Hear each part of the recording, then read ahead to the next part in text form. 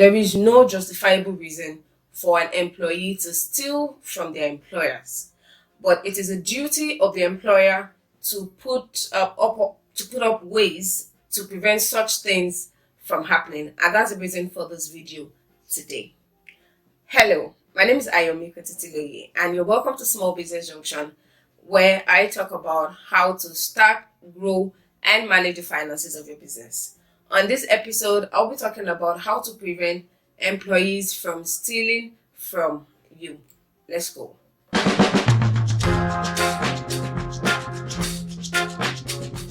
So the number one way that you can prevent employees from stealing from you is you design and communicate a no theft policy.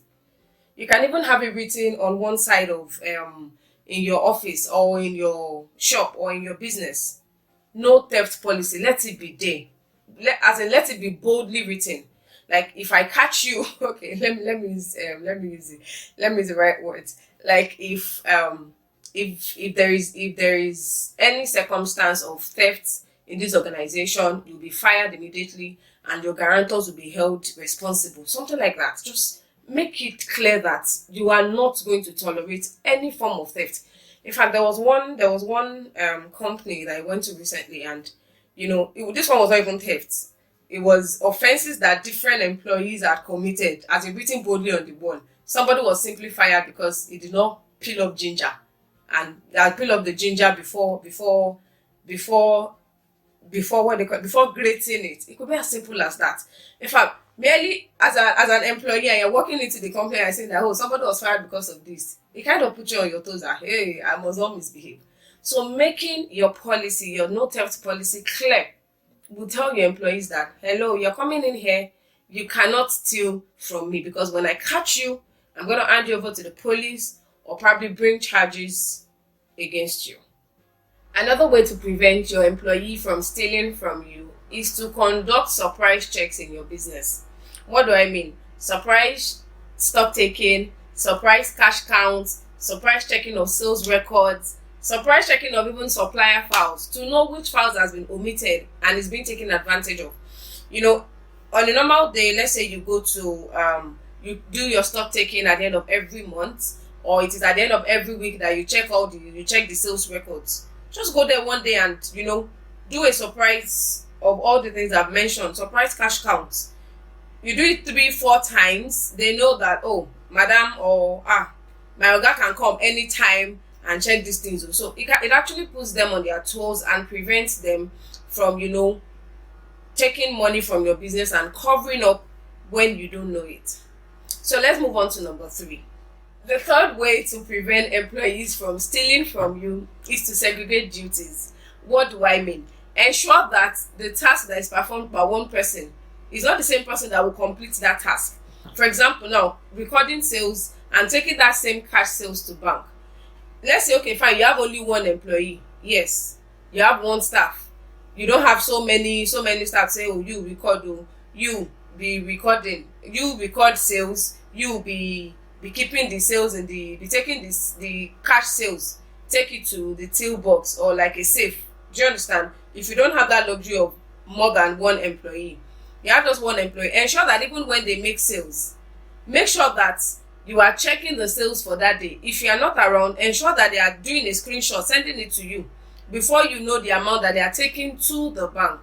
Make sure that you are checking. That's the essence of segregation of duties. Ensure that the same person that is recording inventory is not the same person that will do the stock taking at the end of the period or at the end of the month. So even if your employee does a stock count at the beginning of each day to know that madam, this is the amount of goods that is remaining, this is the amount of goods that we need to buy.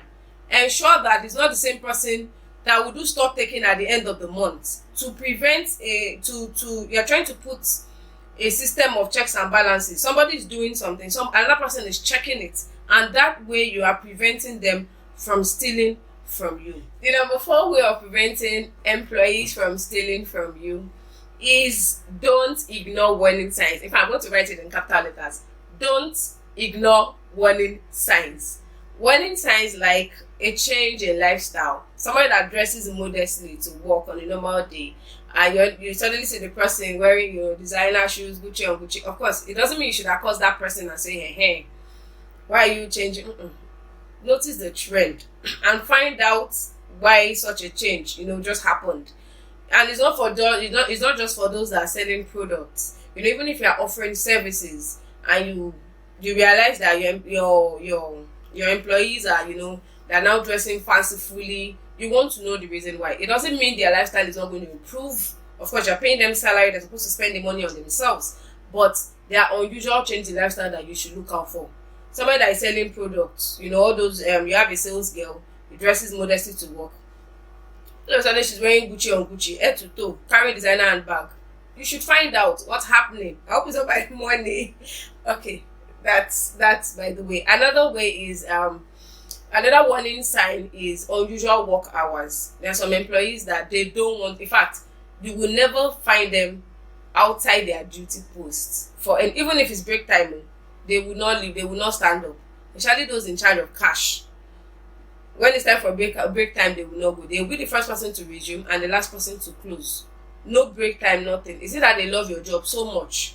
You go. These are warning signs that you should watch out for. Even if you're offering services, employees that refuse to go on vacations, Oga, please help me monetize it. Those are always waiting for you to monetize. Find out. Is it a fraud or something is happening somewhere? So let's go to number 5 and the final reason or final ways of preventing employees from stealing from you. So I've been talking about how to prevent employees from stealing from you. And the final one I have for you today is do a background check of your employees before you employ them. Don't just give them a guarantor's form to fill. Take the extra step of, relating with the guarantor and finding out the character of the person that you want to employ. Something happened recently and I got a call from someone and said, oh, do you know so person? I want to employ the person. I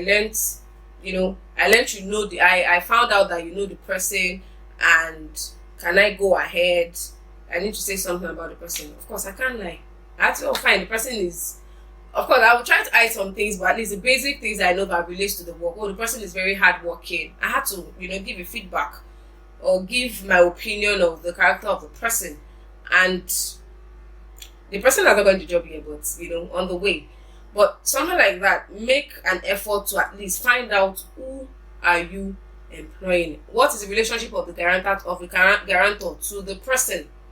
And I remember I said earlier that you should, when I'm talking about the no theft policy, let them know that if anything goes wrong, they are the ones that to be held responsible.